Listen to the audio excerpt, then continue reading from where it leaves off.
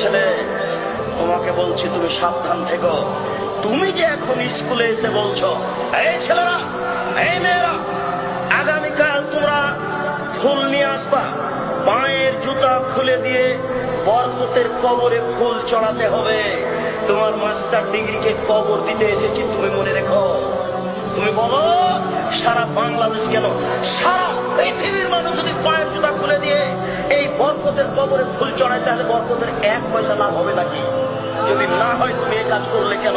তাহলে ওর সরস্বতী ভগবতীর কাছে কলা দেওয়া আর তোমার এই কবরে ফুল চড়ানো দুইটা সময় হয় কি? তুমি মুসলিম, তুমি মুসলিম, তুমি চিররণবীর, তুমি মরণকে করো না ভয়। তোমার ইতস্ত বোধ করা দরকার ছিল, তোমার লজ্জা বোধ করা দরকার ছিল, তোমার বিদ্যেকে মূল্যায়ন করা দরকার ছিল।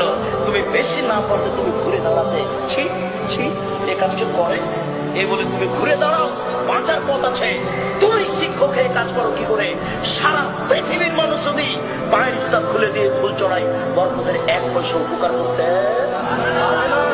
যদি সেদিন তুমি বলতে, এই ছেলেরা শোনো, তারা জীবন দিয়েছে, তারা রক্ত দিয়েছে, তোমরা একটু তার জন্য ক্ষমা চাও। তোমরা বলো, আল্লাহ এদেশের ভাষাকে টিকানোর জন্য বরকত জীবন দিয়েছে, তোমার দরবারে ক্ষমা ভিক্ষা যাচ্ছে। সে মানুষ, বরকত মানুষ, মানুষ, তার কোনো ভুল ত্রুটি থাকতে পারে। তোমাকে বলছি, দয়া করে তুমি তাকে ক্ষমা করো, দয়া করে তুমি তাকে ক্ষমা করো। এটা একটু বলতে পারেন না? কাপুরুষ ছেলে তুমি, তুমি সুন্দর ছেলে নও, অভিশপ্ত ছেলে তুমি।